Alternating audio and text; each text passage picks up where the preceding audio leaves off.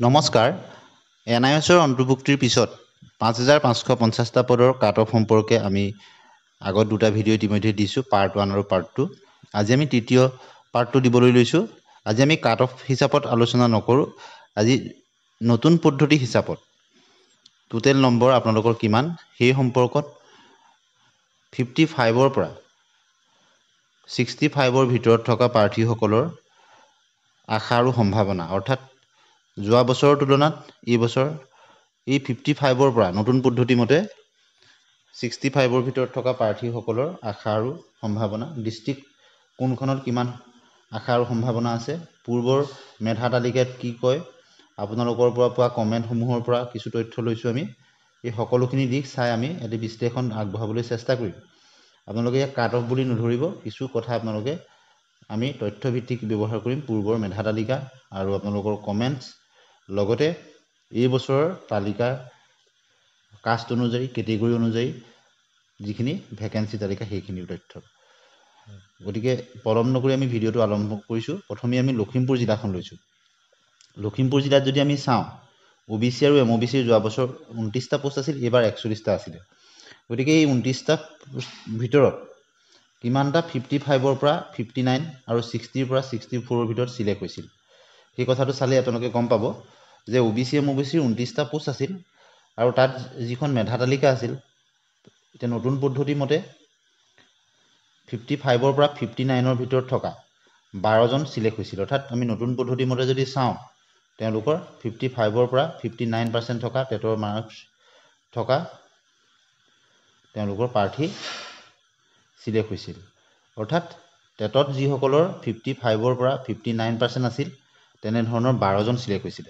গতিকে পোষ্ট আছিলে 29টা গতিকে OBC MOBCৰ ক্ষেত্ৰত এইবাৰ যিহেতু 41টা পোষ্ট আছে গতিকে বহুতেই ক'ব বিচাৰে যে 55 59 এনেকুৱা থকা প্ৰাৰ্থীসকলে নাপাবই নেকি যোৱা বছৰ 12জন সিলেক্ট হৈছিলে 29টা পোষ্টতে আৰু 60ৰ পৰা 64 অৰ্থাৎ লেছ দেন 65ৰ ভিতৰত 7টা অৰ্থাৎ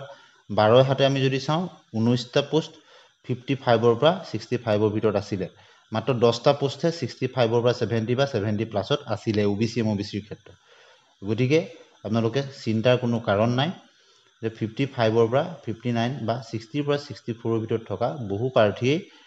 মেধা তালিকাত তেওঁলোকে OBC MOBCৰ ক্ষেত্ৰত অন্তৰ্ভুক্ত হোৱাৰ সম্ভাৱনা আছে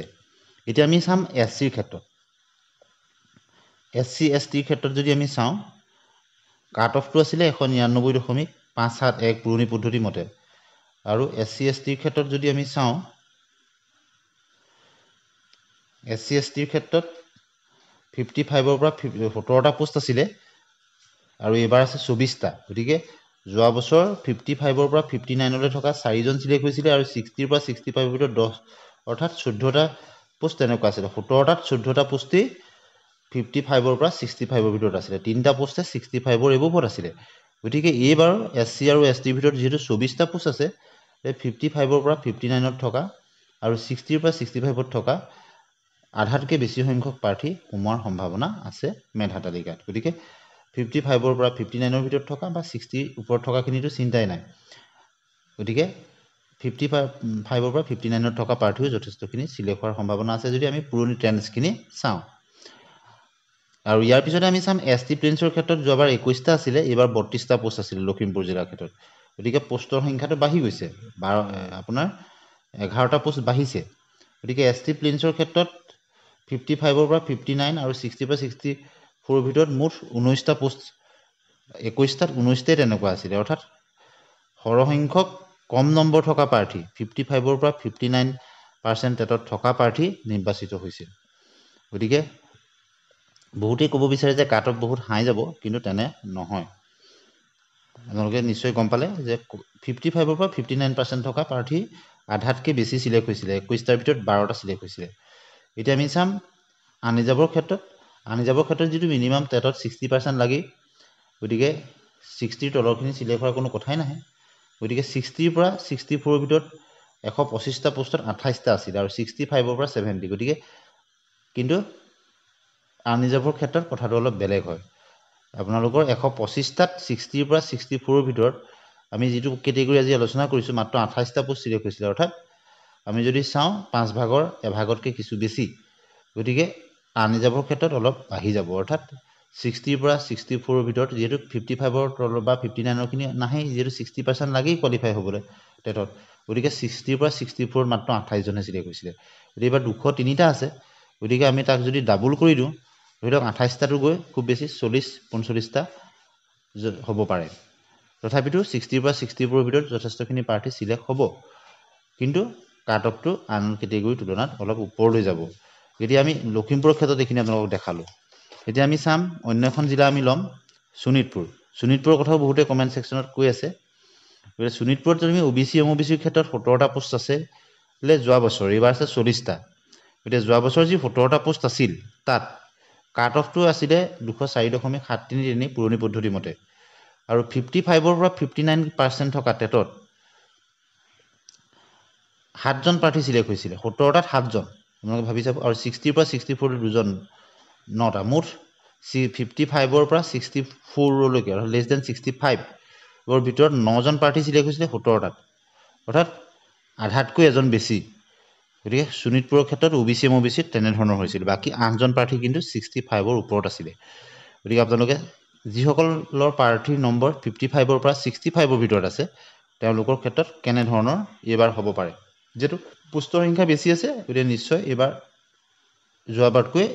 এই কেটেগৰী প্ৰাৰ্থী বেছি সিলেক্ট হোৱাৰ সম্ভাৱনা আছে বুলি আমি ক'ব পাৰো কিন্তু ইয়াত কিমান সংখ্যক মেধা প্ৰাৰ্থীয়ে আবেদন কৰিছে কিমান নম্বৰ তাৰ হিউ এটা বিচাৰ হয় যোৱা বছৰৰ তুলনাত এইবাৰ যেহেতু ভাল নম্বৰ থকা প্ৰাৰ্থীখিনিয়ে ক্ৰমাগতভাৱে তেওঁলোকে পাই গৈ আছে আৰু এইবাৰ যেহেতু আপোনালোকে জানে যে কন্টেক্সুৱেল টিচাৰ সকলকো ৰেগুলাৰ কৰি দিলে নিজৰ স্কুলতে তেওঁলোকে পাইছে সকলো সুবিধা পাই গৈছে গতিকে তেওঁলোকো আগতে আবেদন কৰে তেওঁলোকো কমি যাব আৰু এলপিৰ ক্ষেত্ৰত যেহেতু বিএড খিনিও নাই আৰু এতিয়া পৰৱৰ্তী 4500 ক্ষেত্ৰত কিছু এটো বেলেগ হ'ব এইখিনি আমি কিছু দিন আগবাঢ়িলে ইয়াৰ এখন দুখন প্ৰভিজনাল মেৰিট লিষ্ট ওলালেহে আমি সেইখিনি কথা অলপ গম পাম যেটো ট্ৰেন্সটো নতুন পদ্ধতি মতে 5500টোই হ'ব গতিকে এতিয়া আমি 4500টো বিশ্লেষণ কৰা নাই এতিয়া আমি এসসিৰ ক্ষেত্ৰত যদি চাওঁ শোণিতপুৰত এসসিৰ ক্ষেত্ৰত 13টা পোষ্ট আছিল এবাৰ 24টা প্ৰায় দুগুণ বুলি ধৰি লৈছো মাত্ৰ দুটা পোষ্ট কম 2 টেং 26 গতে 24টা পোষ্ট এসসিৰ ক্ষেত্ৰত আৰু যোৱাবাৰ 55 ৰ পৰা 59 লৈ তিনিজন প্ৰাৰ্থী আছিল টেটৰ পাৰ্চেন্টেজ থকা 60 পৰা 64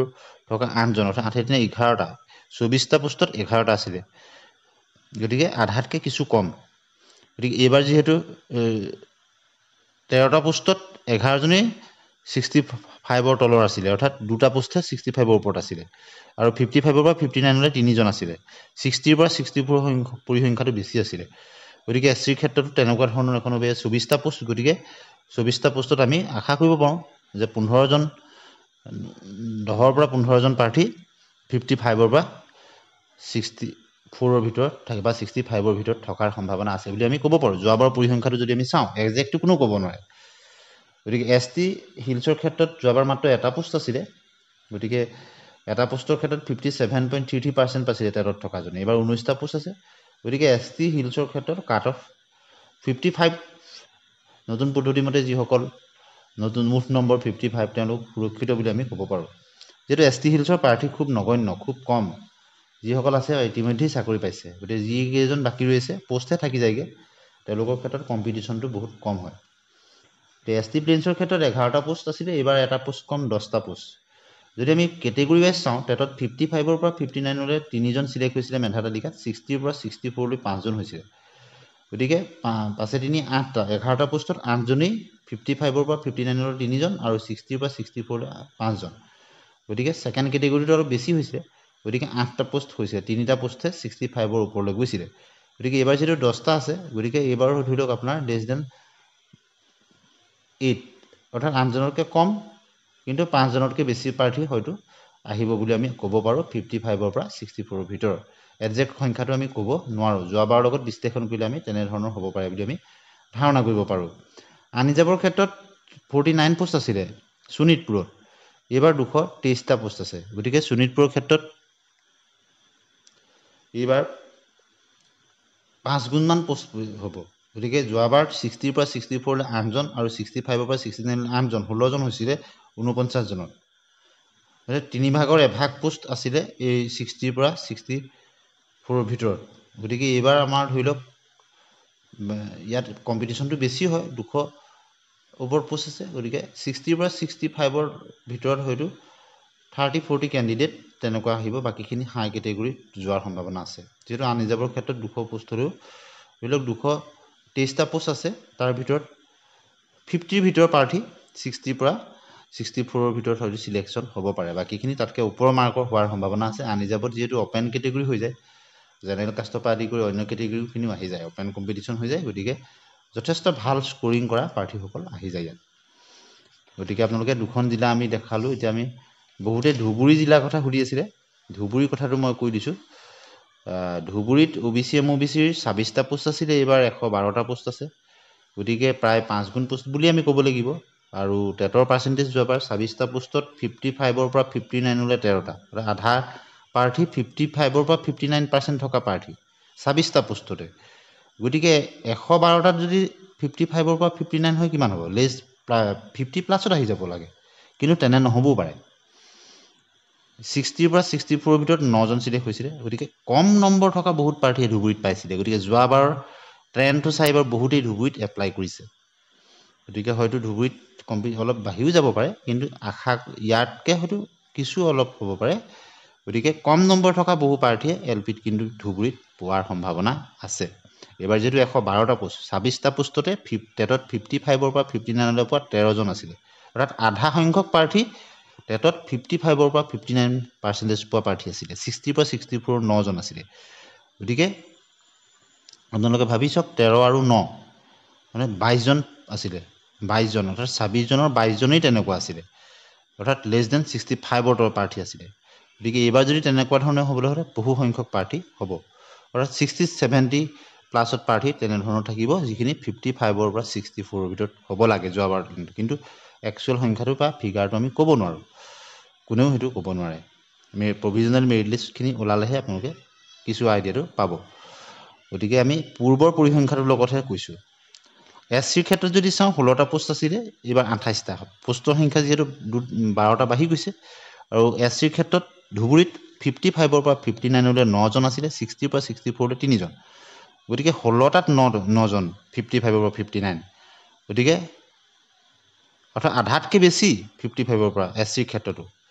59ৰ ভিতৰত আৰু 60 পৰা 64লৈ 3জন গতিকে 12টা পোষ্ট 16টাৰ ভিতৰত এই কেটেগৰীত সোমাই গৈছে 55ৰ পৰা 65ৰ ভিতৰত গতিকে SCৰ ক্ষেত্ৰতো কাট অফ কমাৰ সম্ভাৱনা আছে ST প্লেইনছৰ ক্ষেত্ৰত যদি আমি চাওঁ ST প্লেইনছৰ ক্ষেত্ৰত 30টা পোষ্ট আছিলে এইবাৰ 78 দুগুণতকৈও বেছি 3 গুণ বুলি আমি ধৰিব পাৰোঁ দুগুণ আধা বেছি গতিকে যোৱাবাৰ কাট অফখিনি কেনে আছিলে 55ৰ পৰা 59লৈ থকা প্ৰাৰ্থী 24জন চিলেক্ট হৈছিলে টেটৰ পাৰ্চেণ্টেজ থকা 60 পৰা 64লৈ 5জন গতিকে 30টা পোষ্টত 24জন 55ৰ পৰা 59 টেটত পাৰ্চেণ্টেজ থকা প্ৰাৰ্থী চিলেক্ট হৈছিলে 30টা পোষ্ট আছিলে মাত্ৰ 30টা গতিকে এইবাৰ 78ৰ যদি তেনে পৰিসংখ্যা হয় কিমান কম নম্বৰ থকা প্ৰাৰ্থী চিলেক্ট হ'ব গতিকে সেই কথাটো আপোনালোকে ভাবি চাব হয়তো একে পৰিসংখ্যা নহ'বও পাৰে কিছু ইফাল সিফাল হ'ব পাৰে 64ৰ ভিতৰত থকা প্ৰাৰ্থী কম আছিলে অৰ্থাৎ 55ৰ পৰা 59ৰ মেক্সিমাম প্ৰাৰ্থী চিলেক্ট হৈছিল এইবাৰ যোৱাবাৰ অৱশ্যে কিছু কথা হ'ল সকলো নম্বৰ যোগ হৈ গৈছিল সিও এটা কথা এইবাৰ হয়তো সিমান একজেক্ট ফিগাৰ নহ'লেও কিন্তু যি মানুহ কিছুমানে যে ক'ব বিচাৰে কাট অফ বহুত হাই হৈ যাব বুলি সেই ধাৰণাটো আপোনালোকে এই পৰিসংখ্যাটো চালে গম পাব গতিকে আনৰিজাৰ্ভৰ ক্ষেত্ৰত যদি আমি চাওঁ 64 পোষ্ট আছিলে এইবাৰ 76 এইবাৰ আমাৰ 12টা পোষ্ট বেছি আছে গতিকে 60 পৰা 64 প্ৰাৰ্থী আছিলে 42 ধুবুৰীত কিন্তু 60 পৰা 64% থকা প্ৰাৰ্থী 42জন চিলেক্ট হৈছিলে 64টা ভিতৰত আধাতকৈ বহুত বেছি আৰু 65ৰ পৰা 69লৈ 18টা অৰ্থাৎ আনৰিজাৰ্ভৰ ক্ষেত্ৰতো কম্পিটিশ্যনটো বহুত কম আছিলে আন ডিষ্ট্ৰিক্টৰ তুলনাত গতিকে এইবাৰো যদি তেনে হয় গতিকে আমি গম পাম যে ধুবুৰীৰ ক্ষেত্ৰত আনৰিজাৰ্ভতো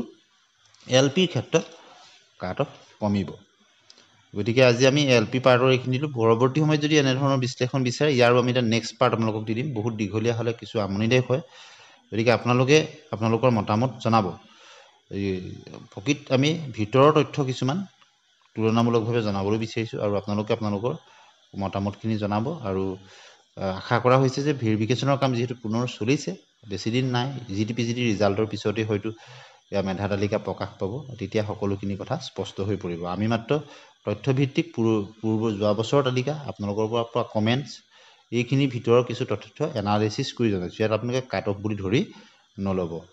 আৰু এনেধৰণৰ ভিডিঅ' পাবৰ কাৰণে চেনেলটি ছাবস্ক্ৰাইব কৰি দিব, ভাল পালে লাইক আৰু শ্বেয়াৰ কৰি দিব, আৰু আপোনালোকৰ মতামত কমেণ্ট ছেকশ্যনত জনাবলৈ নিশ্চয় নাপাহৰিব। ধন্যবাদ।